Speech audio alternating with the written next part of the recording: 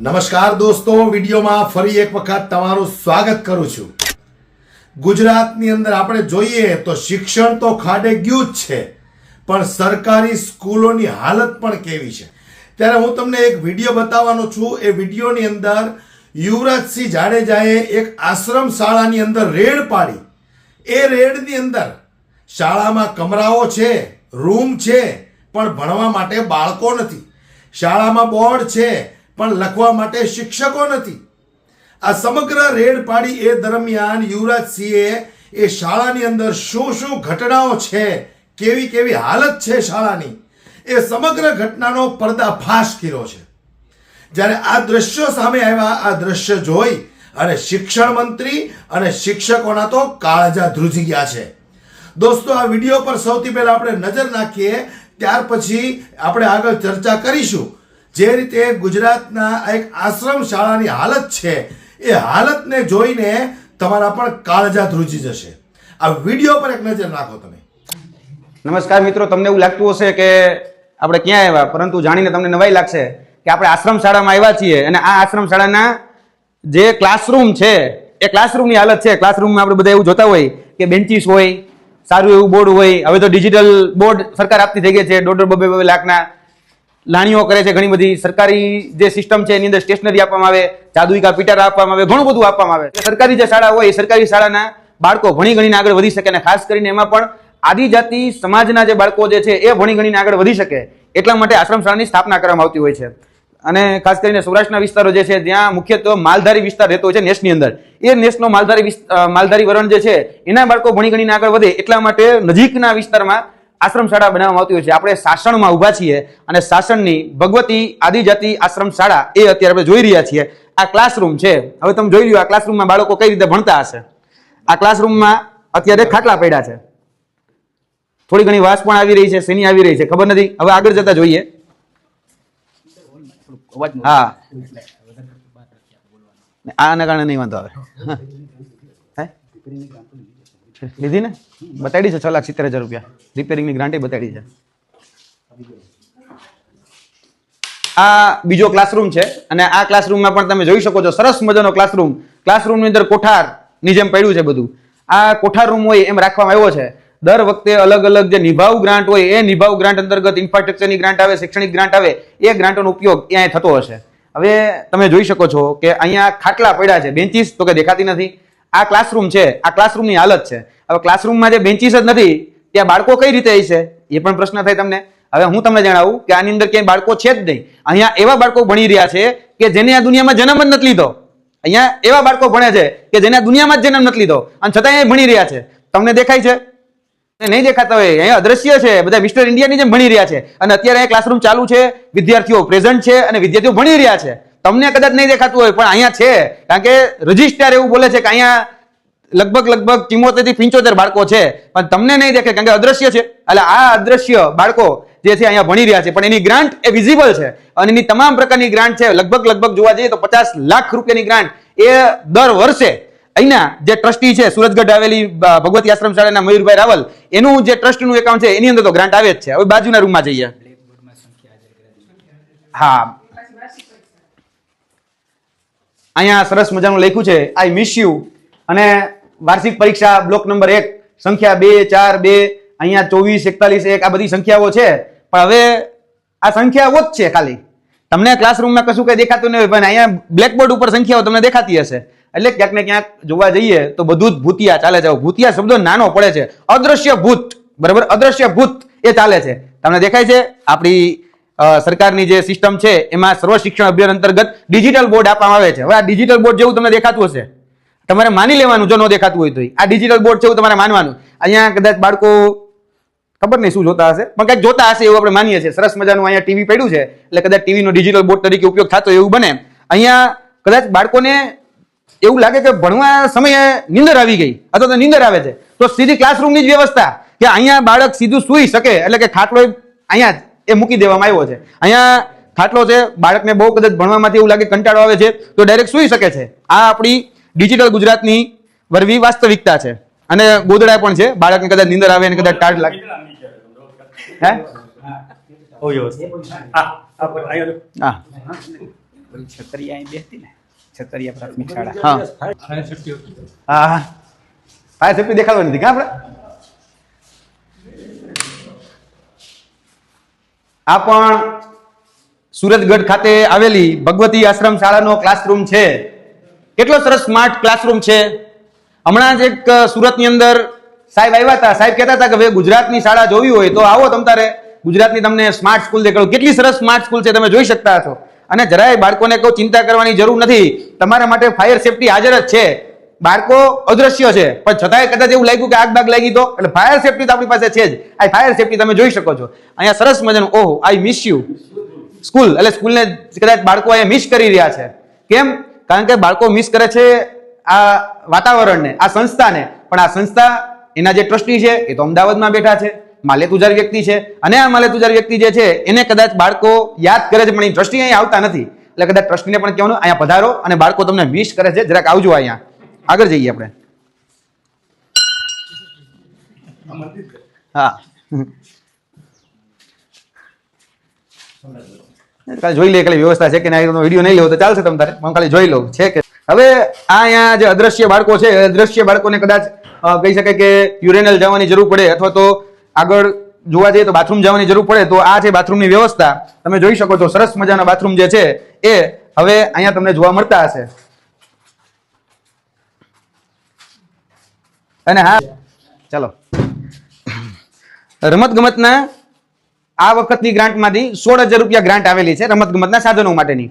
હવે આ રમત ગમતના સાધનો જે છે એ તમે જોઈ શકો છો કે કઈ હાલતમાં છે. આ રમત ગમતના સાધનોમાં કેરમ બોક્સ છે, પાછળ એ કેરમ જ શું છે આ પાછળ એ કદાચ કેરમ જ આવેલું છે. રમત ગમતના સાધનોનું કેરમ બોક્સ અહીંયા છે અને આ કેરમ ઉપર બાળકો એ કેરમ રમી રહ્યા છે એવું તમારે માની લેવાનું કે સમજી લેવાનું. જમવાનું ક્યાં બનાવે છે એવું છે?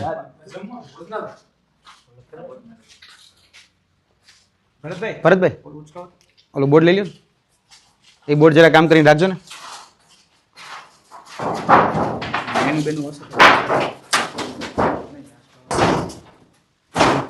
એક જ મિનિટ. આ શું છે?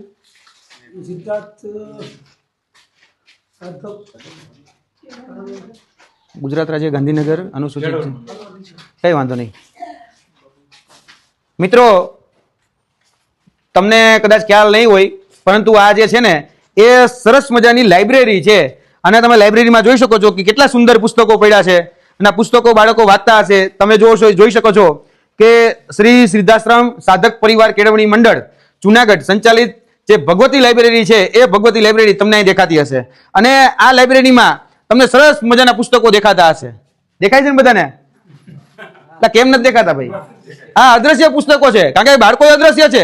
અહીંયા હાજરી પત્રકમાં 75 બાળકો બોલે છે અને એ 75 બાળકો જે બોલે છે તેમાં અહીંયા અદ્રશ્ય રીતે એ આવે અને અહીંયા વાંચે છે. અને આને એવું કહેવામાં આવે છે કે આ કોઠાર છે, આપણે જમવા માટેનો હોલ છે. કોઠાર ને જમવા માટેનો હોલ છે, ભોજનાલય. હા, હવે આ ભોજનાલયમાં ભોજન પણ લે છે, લાઇબ્રેરીમાં પુસ્તકો પણ વાંચે છે. અને મને એવું લાગે છે કે આ અદ્રશ્ય જે છે આખી ઘટના એમાં દ્રશ્યમાન કોઈ છે નહીં કારણ કે ટ્રસ્ટી હાજર નથી. અને ટ્રસ્ટી જે છે એ ટ્રસ્ટી તો અમદાવાદ અત્યારે રહી રહ્યા છે, ગાંધીનગર રહી રહ્યા છે. મેં જયારે ફોન ઉપર વાત કરી ત્યારે એટલે અદ્રશ્ય રીતે બધું ચાલે છે. પણ મને આજે એક વાત એટલી ખબર પડી કે કોઈ વિધાનસભાના ધારાસભ્ય બનવું એના કરતા આદિજાતિ આશ્રમ શાળાના ટ્રસ્ટી બનવું એ સૌથી સારામાં સારું છે. વાર્ષિક તો કે 70-80 લાખ રૂપિયાની ગ્રાન્ટ આવે. ધારાસભ્યનો પગાર તો વધીને કદાચ 1.5 લાખ રૂપિયો. હવે 1.5 લાખ રૂપિયા આખા કદાચ ગણો તો વધીને કદાચ કેટલા 15 લાખ રૂપિયા કે વધીને કદાચ જોવા જાવ તો 17-18 લાખ રૂપિયા. હવે એ 17-18 લાખની સામે અહીંયા કાંઈ કરવાનું નહીં અને બેઠા બેઠા 50 થી 60 લાખ રૂપિયા કે 70 લાખ રૂપિયાની ગ્રાન્ટ લઈ લેવાની. એટલે હું કહું છું કે ભાઈ ગુજરાતમાં તમે ધારાસભ્ય નહીં બનો તો ચાલશે. એક કામ કરો, આદિજાતિ આશ્રમ શાળા ખોલી નાખો અને તમે જુઓ કેટલી સુંદર વ્યવસ્થા છે. અહીંયા બાળકો ભણે છે, કદાચ ગરમીની પણ કોઈ ચિંતા નહીં. અહીંયા જમવામાં પણ એકદમ ઓપન એસી, એકદમ કહેવાય કહી શકે કે વાતાવરણ છે પ્રફુલ્લિત અને સામે જંગલ ડુંગર બધું જ નજીક નજીક. ચલો આગળ પણ દેખાડીએ તમને. છે કે જો બાળકો છે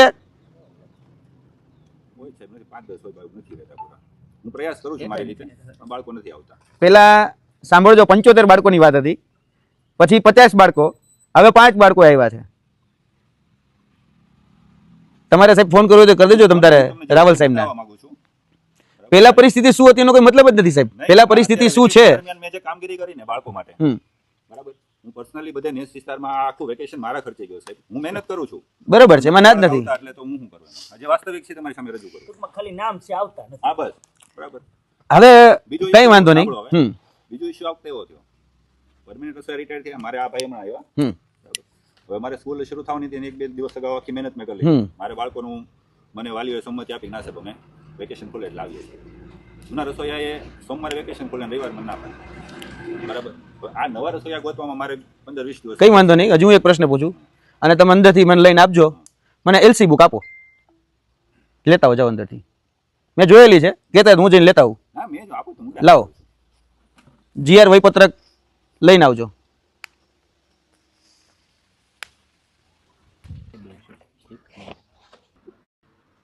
મયુરભાઈ ને ફોન કર્યો લાગે. હમ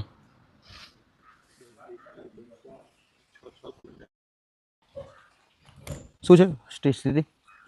બનાવવા માટે વાઉચરના પૈસા દીધો 35 રૂપિયા 700 રૂપિયા લખી અત્યારે દેખાય છે 1 2 3 4 અંદર માં બે હા. એક અમુક સાહેબ છે અમારે વાત કરવી પડે. કઈ જગ્યા છે? હાલો. હાજી હાજી મયુરભાઈ રાવલ વાત કરો છો આપ? હાજી હાજી હાજી મયુરભાઈ, હું યુવરાજસિંહ જાડેજા વાત કરું છું, વિદ્યાર્થી આગેવાન છું.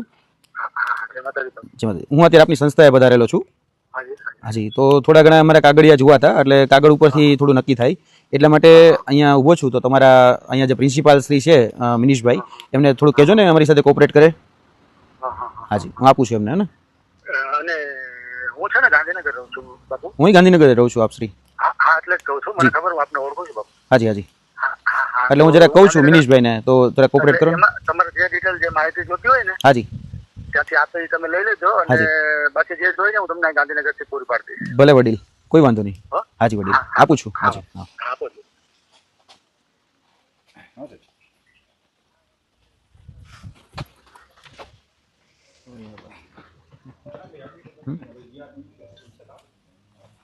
લેજો ભાઈ, આપણે અંદરથી જીઆર આપે તો હે તમે તો લેજો.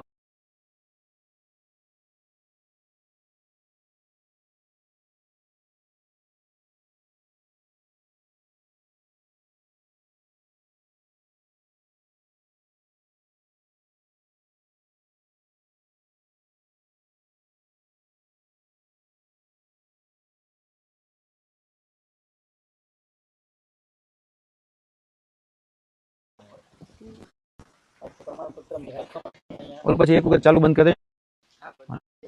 હા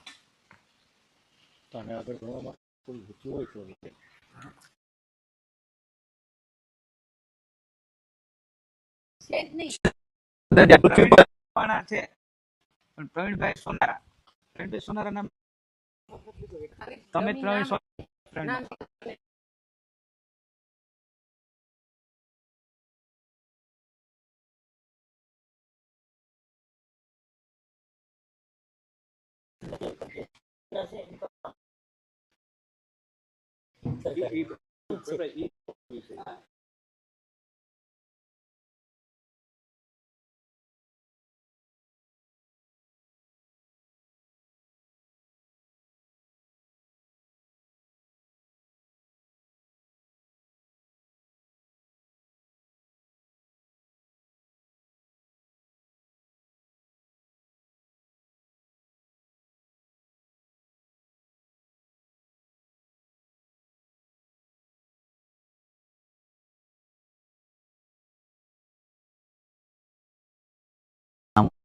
બે બતાડ્યા હે, મને ખબર છે બે જ છે આમાં. એક બતાડે બે જ છે.